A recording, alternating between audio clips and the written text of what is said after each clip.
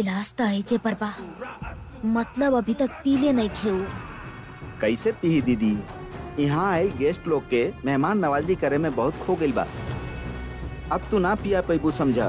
Company से आयल board members भी पेट भर के खई हैं और डकार लेते जाई हैं। वो लोग के जाए के बाद विशाल अगर मर गए तो निश्चित रूप से हमनी पर डाउट जाई। यही खातिर कंपनी वाला के मौजूदगी में ही पिलावे के हुई। जा माँ। अगर वो मना भी करी तो कैसे भी ओकरा के पिला देब हम। आधा चम्मच भी पी ले लस्ता तो आधा सेकंड में विशाल के प्राण चल जाए।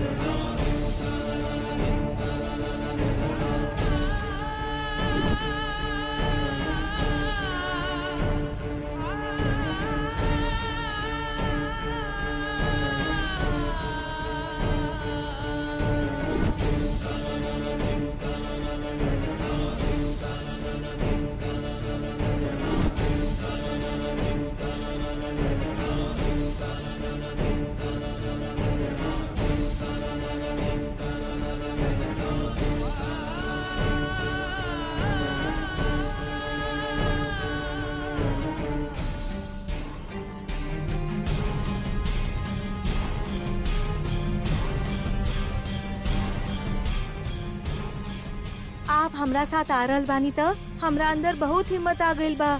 अगर अब हमके केहू रोकी त आप उनके बताइब काली नौकरानी नइखे और ओके पैसा के लोभ नइखे और वो ई घर के बहू बिया, विशाल बाबू के पत्नी बिया। ऐसन देवी माँ आप जोर से बोली।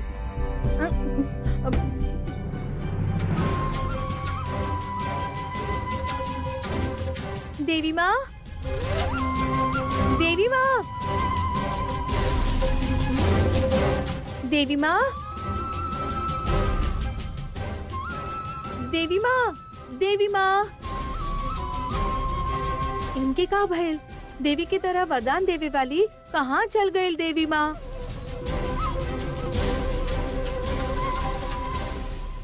कहाँ गई होगी? घर में बहुत सारा काम होगी ना। हमार बात सुनत रही का देवी माँ? पता ना का सोच रहा होगी हो।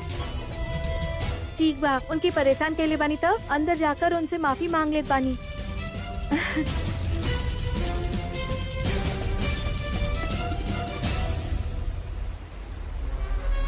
एक बात का ध्यान रखिए, मेहमान लोग के बढ़िया खातिरदारी होवे के चाहिए।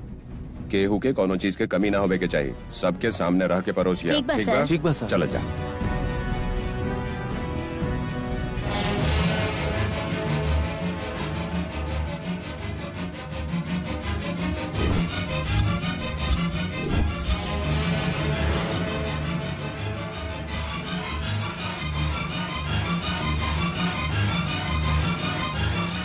बेटा विशाल, माँ तू काम में ऐसा डूब गया, तहरा तो कुछो के ख्याल ना रहेला। का भइल माँ? देखा, दूध पी ले कह के बिना पिए ही रख देला। सॉरी माँ, भूल गई रही।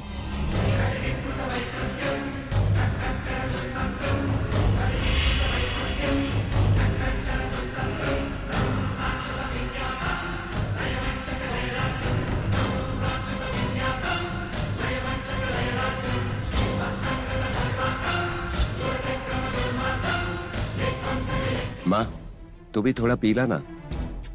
ना बेटा, बेटा पी ली तो माँ के पेट अपने आप भर जाए। तू पी ला ना बेटा। एक काम काज के चक्कर में तू कब खाइबा पता ना। ठीक कहला।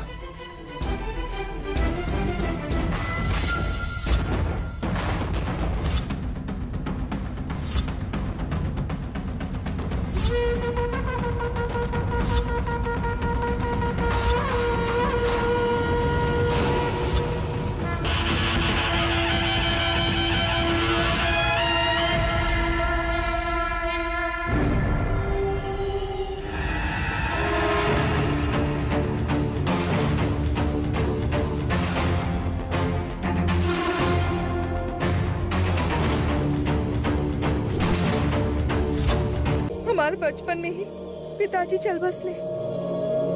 सोचले रहनी ससुराल में हमार सास ससुर ही हमार माँ बाप की तरह होगी है, लेकिन हमार भाग्य में माँ कह के पुकारे खातिर गायत्री माँ नहीं की। आपके ससुर जी बुलावल चाहिए, लेकिन आपके बड़का साहब कहे नहीं था।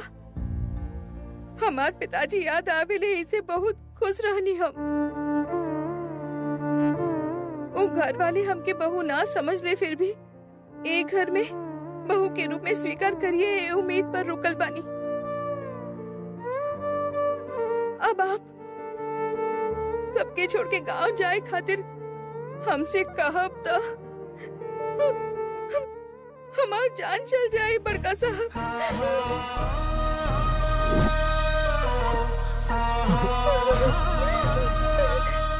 हम अपन सारा जायदाद अपने बेटा विशाल की पत्नी के नाम पर कैले बनी। ओकरा हम ओकर दुश्मन से बचावेल चाहतानी, यही खातिर ऐसन कही। तोहार बहू बन के आवे के बाद तू दुश्मन के नजर में आ गई बाड़ू बेटी। तोहरा जाए के कहब तो तोहार जान चल जाई कह के हम जानत बानी बेटी, लेकिन तू यहाँ रहबू तो तोहार जान चल जाए जानत बाड़ू काली। तोहार जान चल जाए जानत बाड़ू काली। जान चल जाए जानत बाड़ू काली। जान चल जाए जानत बाड़ू काली।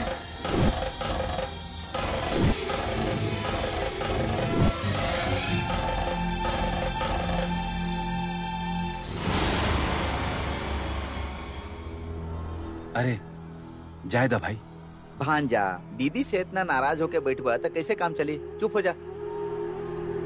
एकरे साथ ऐसा काहे कहिलू माँ? शुक्र माना कि वो अभी तक जिंदा बा। कैसन बात कर रहा बाऊ? जगदीश वर्मा के पास सेक्रेटरी के काम करते समय हम उनकर करीब आ गए रहनी, और यही तरह बहुत लोग कमेंट करत रहले, बाकी हम ध्यान न देनी।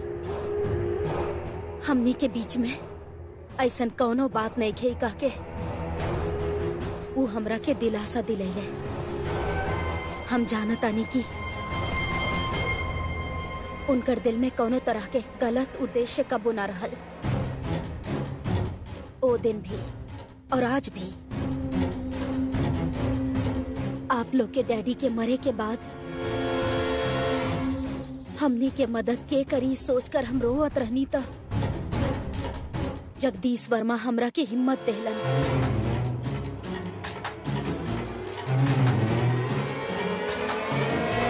समाज हमनी के बारे में गलत कहलस था। वो हमरा साथ रजिस्टर मैरिज कैले। गायत्री दीदी के गुजर गैला के बाद लोग सोचलस कि हमनी दोनों के दोसर शादी हो गए, लेकिन इस सच्चाई नहीं खे।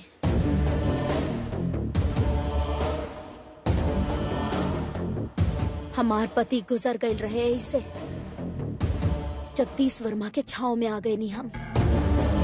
लेकिन यहाँ के शान और शौकत देखे के बाद तोहनी के करोड़पति बनावे खातिर अब तक चाल पे चाल चल रहल बानी हम। तोहनी लोगन से ज्यादा हम गायत्री दीदी के बेटा विशाल के साथ ज्यादा वक्त बितेनी। काहे खातिर? एकलौता वारिस के अपन मुट्ठी में करे खातिर और ओकर जायदाद के हमनी के कब्जा में करे खातिर। केहू कुछो भी समझे बिना ध्यान दिए सब्र करके हम ऐजा तक पहुंचल बानी। उम्र बढ़े के वजह से ना बेटा, हम इतना धीरज रख ले बानी। 100 करोड़ हिसाब लगावे खातिर हमरा के चाहे जौन भी करे के पड़े, ई दौलत के ताज के हम तोहनी के सर पे सजा के रहब। हम इतना मेहनत कर रहल बानी और तू अपन माई से ऐसन बात करबा?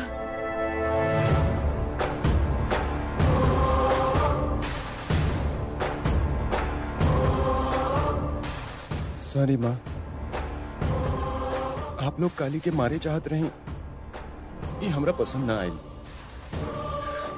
एकरा में हमरा के शामिल ना कर, ये कहते हुए गुस्सा में आई के आपके भला बुरा कहनी। अरे कोनो बात नहीं के भाई, तू ना ही बता का हम विशाल की पत्नी की जिंदा छोड़ दे का? बिल्कुल ना छोड़ब। माँ माँ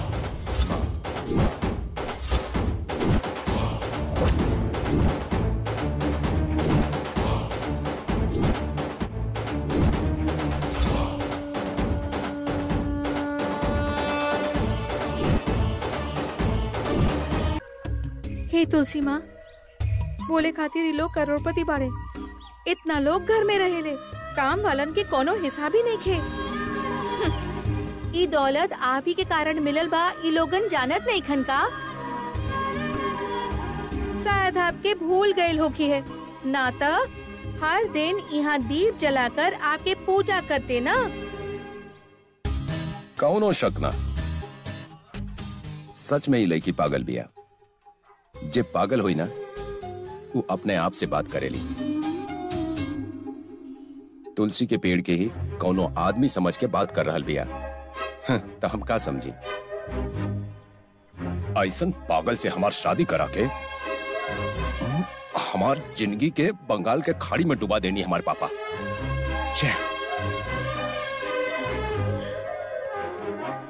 हाँ, वैसे हम काहे वो पागल की तरह आपन आप से बात करे लगनी? ऐसन लोग के साथ रहब ना तो हम पागल हो जाए, सच में पगला जाए। हम एकरा भगा दे, यहाँ रहे ना दे।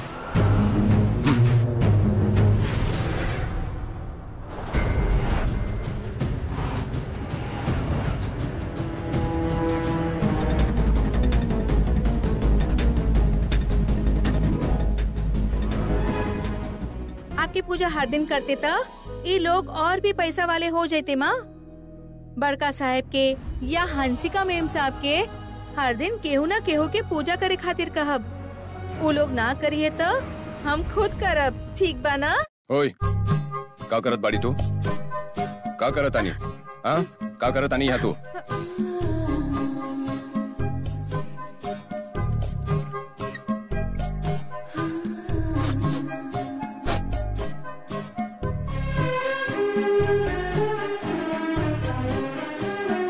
शिट, ई का बा? गंदा बदबू आ रहल बा। मतलब ऊ का होखेला बाबूजी? बदबू आ रहल बा, गोबर के बदबू। गाय के गोबर से बदबू ना आवेला बाबूजी, लागत बा आपके एकर आदत नहीं खे। का?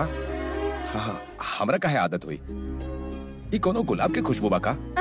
सही कहानी आप। हर दिन ऐसे गाय के गोबर के पानी छिड़क के रंगोली बनाए तो घर में लक्ष्मी देवी आई है। तू बन गई ना, इतना काफी नहीं खे? ऐसन काहे कह रहल बानी बाबूजी? बड़का साहब के बुलावे से हम यहाँ आयल बानी ना।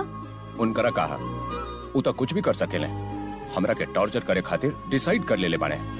यही खातिर तोहरा से शादी करवा देलन, तोहार सर पे आशीर्वाद दे के, गला में मंगलसूत्र पहनवा के अग्नि कुंड के चारों ओर घुमा देलन। बदमाश कहीं के। हाँ?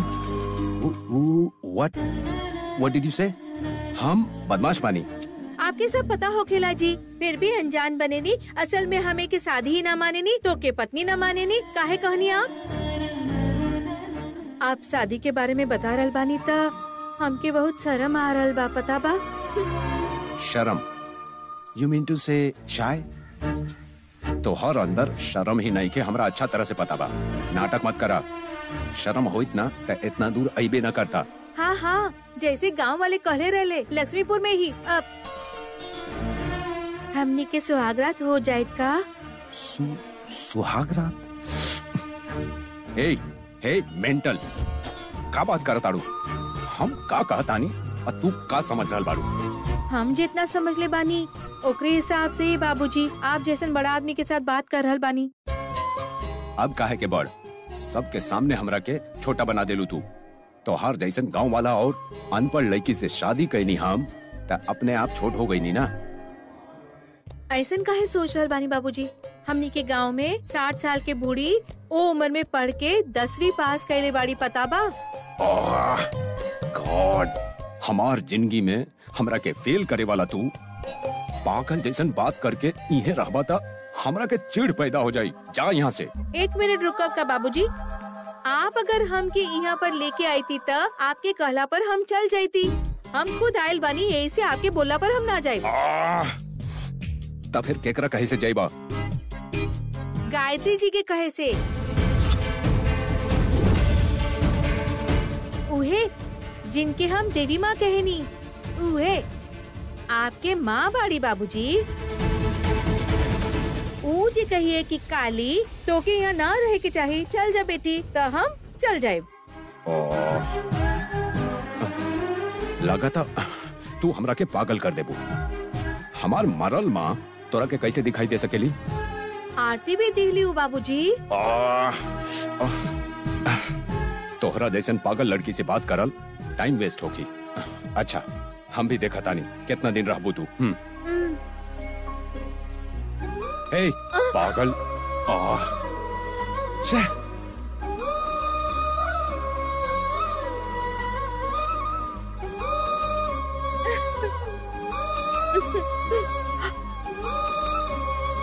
वैसे मरल माँ जी हमके दिखाई दे रहल बाड़ी, मतलब हमके भविष्य ही ना अतीत भी पता चलेला। ए, ये का भाई तोरा रंग काहे डलुआ? ये रंग नहीं के बाबूजी, आप जब आशीर्वाद देत रहनी ओ समय सर पर डालल कुमकुम बा। हम तोहके आशीर्वाद देनी कुमकुम के? तोहार दिमाग तो ठीक बा। हाँ बाबूजी, माँ विशालाक्षी के हम हमरा भला करे खातिर कहले रहनी और आप हमरा पर कुमकुम डाल दीनी। ये माँ के लीला बा। बकवास बंद करा। जब देखा तब हमरा पास बेमतलब आवे के कोशिश करत रहलू। जब ऊपर से कुमकुम गिरत रहे तोहरा के हट जाए के चाहत रहल ना। घर छोड़ के जाए खातिर कहनी तो हम गई नी ना। ऐसन में हमरा मांग में सिंदूर डाले वाले पति जब हमरा पर कुमकुम छिड़क रहल बाड़े तो हम कैसे हट जाए बाबूजी? तू ना जाइबू, तू पत्थर के जैसन स्ट्रॉन्ग बाड़ू। नींव मजबूत होगी तबे घर अच्छा होगी। ऐसा ही हमनी के रिश्ता अगर मजबूत होगी तब हमनी भी अच्छा से रह बाबूजी। जाके अपन मुंह आईना में देखा, कैसन है पता चल जाई। अपना आपके हम आपके आँख में देख रहल बानी। ये हमरा खातिर बहुत बा बाबूजी।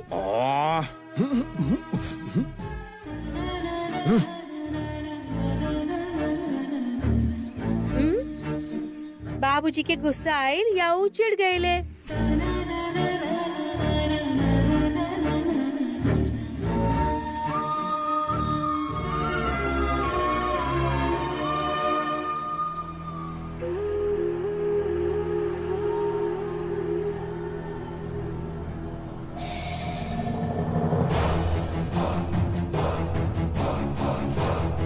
ई स्वामी जी कब आई हैं? आके कब बताई हैं कि काली विशाल के रक्षा कवच बिया की नहीं खे? ओकरा घर में रखे के चाहिए कि ना? जायदाद हमनी के मिली कि ना मिली? हमरा तक कुछ समझ में नहीं आ रहल। मामा, हमनी के जे नहीं खे वो हमनी के ना भइल त का बात? ई फिलॉसफी फॉलो करब त कोनो प्रॉब्लम ना होगी। प्यारे भांजा, कहल आसान बा, जिंदगी के भार का होखेला तोरा पता नहीं खे। महीना के पॉकेट मनी से लग्जरी लाइफ ना मिलेला। बाप रे, तू ही समझावा दीदी। दुखी होके फिकर करके कोनो फायदा नहीं खे परसू। काहे की सबरी दादी के काशी से लौट के अयला के बाद वो काली के डांट से घायल गई, बाकी खंजर से ना। दादी ऐसन काहे करी माँ?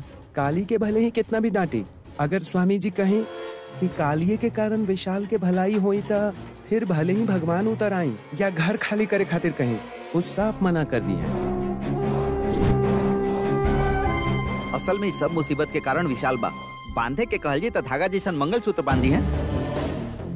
ओकर कौनो गलती नहीं खे। जगदीश के सोच ही है बा।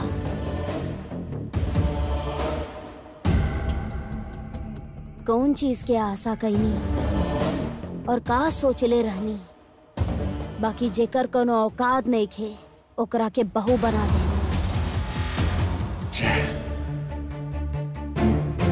दीदी अमेरिका वाला भंजावत बा।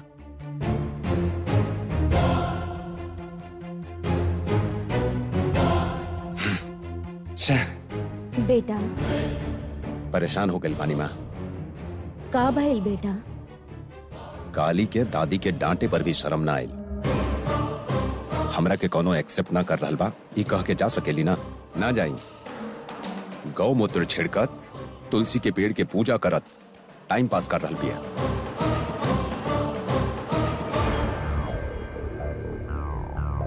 भक्ति बा भैया।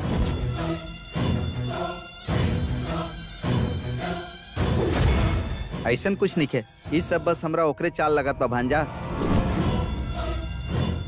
एज बार कैंडिडेट खातिर पूजा के बैकड्रॉप जतावत बिया और वो बुढ़िया भी दया करके आशीर्वाद देवे के प्लान बना ले बिया। करे के होई तो करी, हमरा से भले ही गलती हो गई, ई भगवान के मर्जी बा कह के हमरा के और परेशान कर रहल बिया। शायद में कोनो लॉजिक होगी, सोच के देखी भैया। ऐसन कुछ हो नहीं थे, तू पागल के जैसन बात करके विशाल के कंफ्यूज मत करा। बेटा विशाल 2 दिन रुक जा तू। स्वामी जी गुरु पूजा खातिर गइल बाड़न, उनका अइला के बाद वो काली के पूजा करवाई बानी।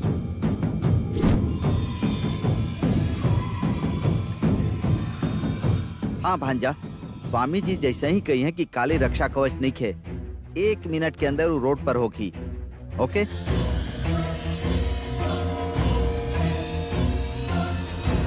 कालिए भैया के रक्षा करी ई कहीं ता।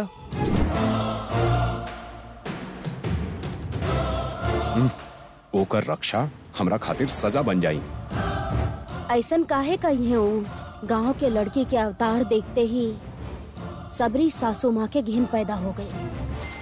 देखते ही चरित्र बतावे वाले स्वामी जी चुप रही है का करब हमरा पता नहीं खे माँ, लेकिन वो हमारा आँख के सामने ना रह के चाहिए बस। ठीक बा बेटा, ओकरा बारे में हमनी सोचब, बाकी तू कूल रहा, तू जा।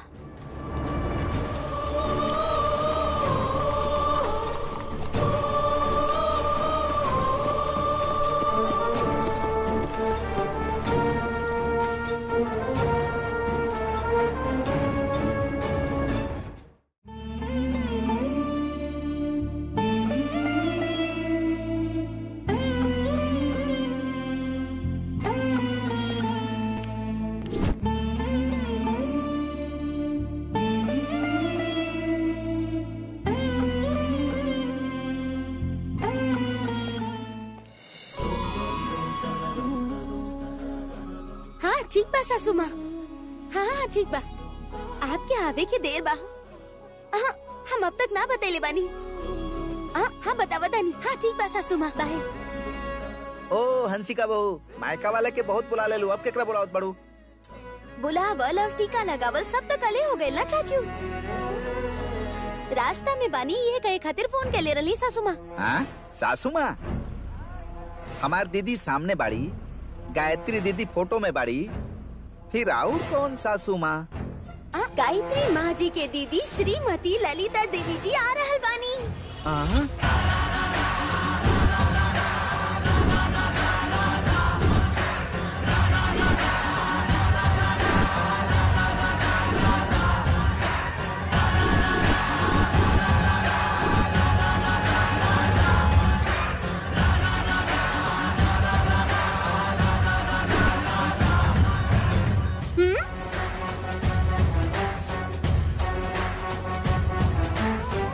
ऐसन काहे मुंह खोल देनी आप? त्योहार बा, ऐसे स्वीट्स ज्यादा बनेले बानी। जे मक्खी घूम रहल बाड़ी वो आपके मुंह में घुस जाई। चाचू बंद करी।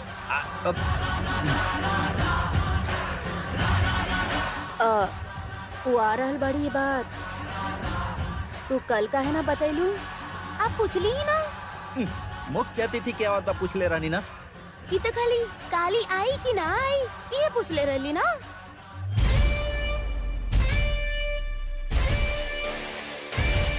के आ रहल बा पूछती तो ललिता जी के नाम हम बताई थी ना। आप लोग भी ना चाचा जी। का मुसीबत बा, ई टेढ़ी लड़की के साथ कैसे रहे दीदी?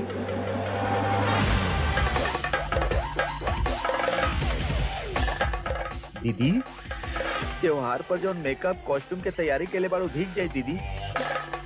ललिता देवी आ रहल बारी, मतलब हमार हड्डी पसली एक हो जाई, हमरा ई डर लग रहल बा। तब जब गायत्री देवी मर गई रहली त हमरा के टेंशन ना भइल रहे। दोबारा 16 साल के बाद बॉडी नजर आ रहल बा।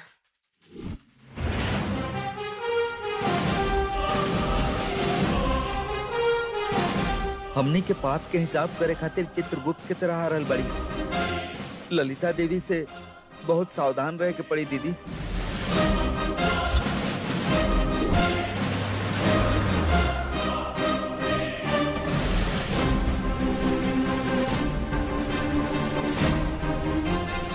पसीना से लथपथ हो जाए तब परवाह नहीं खे, लेकिन अतीत के रहस्य बाहर आई तो बर्दाश्त ना हुई। तनी ध्यान से रहे के पड़ी दीदी। कोनो बात ना।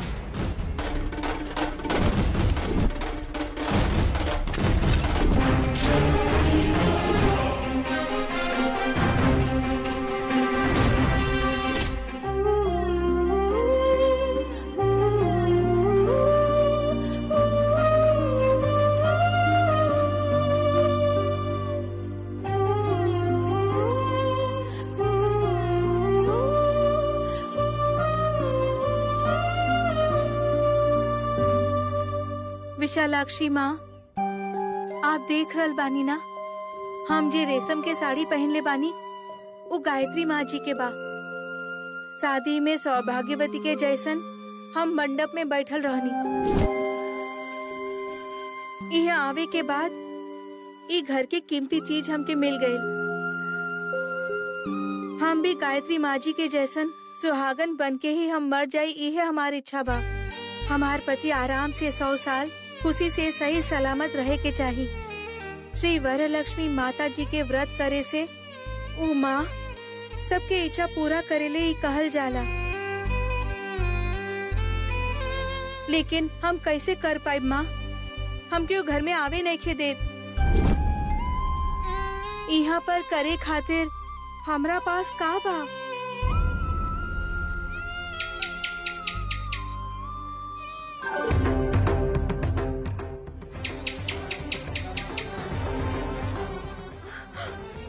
इच्छा मांगत समय अगर छिपकली आवाज करेली तो शुभ होखेला कहल जाला। ऐसन बात हम की बस रद्द करे खातिर रास्ता दिखाई माँ।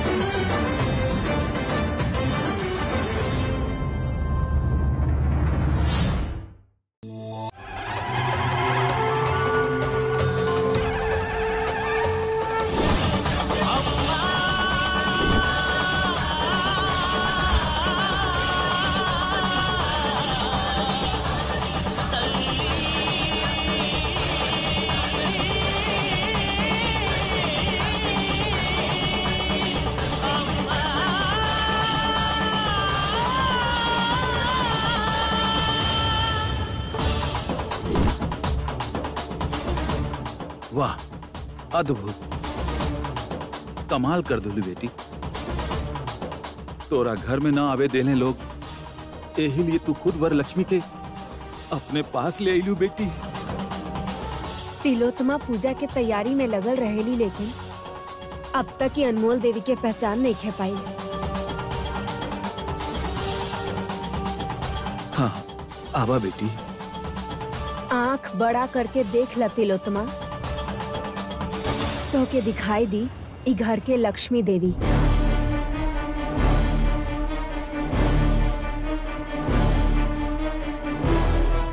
आप जल्दबाजी में दिखावा खातिर पूजा करके सिक्का बिना रखले अपराध कैला हो।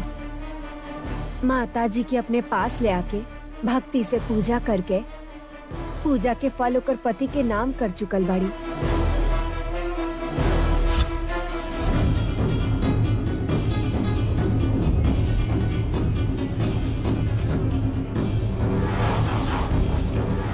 हे, असल में तहरा के माता के सिक्का कहाँ मिलल? कहाँ से चोरी कैलो बतावा? हम चोरी नहीं की कैले माँ जी। हंसिका जी देली है हमरा। हाँ सही में, ओकर क्रेडिट हमार बा सासू माँ। गायत्री सासू माँ दिलवैले रहली।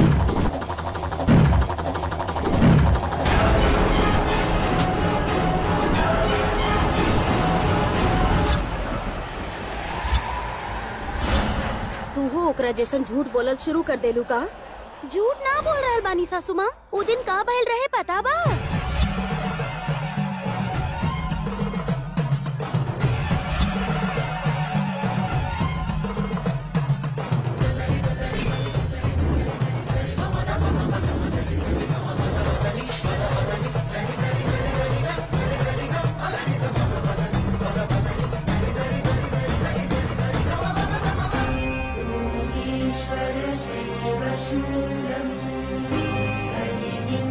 पूरा कहानी ये है बा।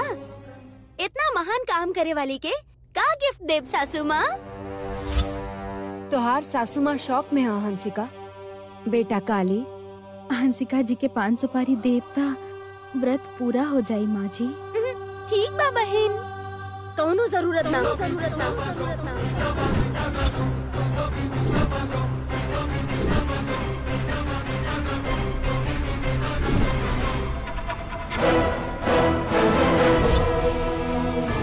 तू ना लेबू हंसिका।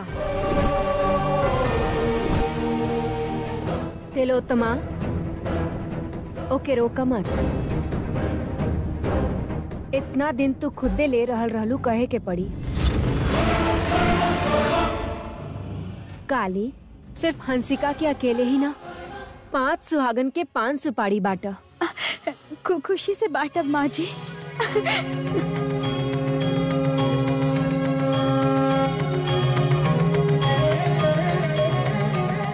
दे रहल बानी 5 सुपारी। ले रहल बानी 5 सुपारी। हमार 5 सुपारी के ले लेबा माँ जी? हम ही लेनी है बेटी।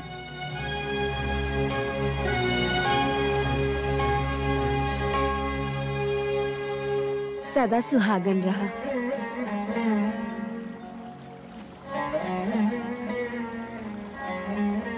नंदिनी दीदी आई।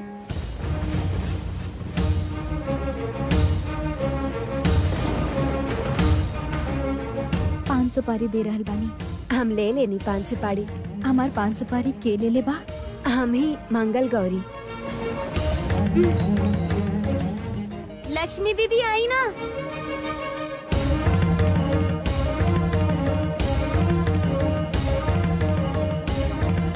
सुपारी दे रहल बानी। ले रहल बानी 5 सुपारी। हमार 5 सुपारी के ले ले बा? हम ही मंगल गौरी। सदा सुहागन रहा।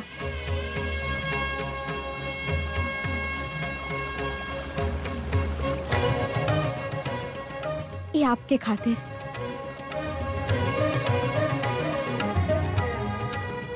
पान सुपारी देता नहीं।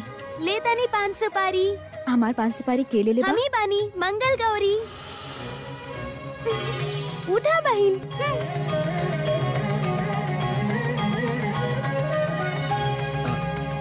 चार हो चुकल बा, एक और चाहिए।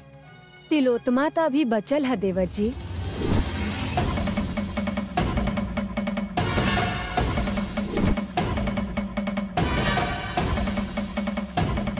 जा तिलोत्तमा जा।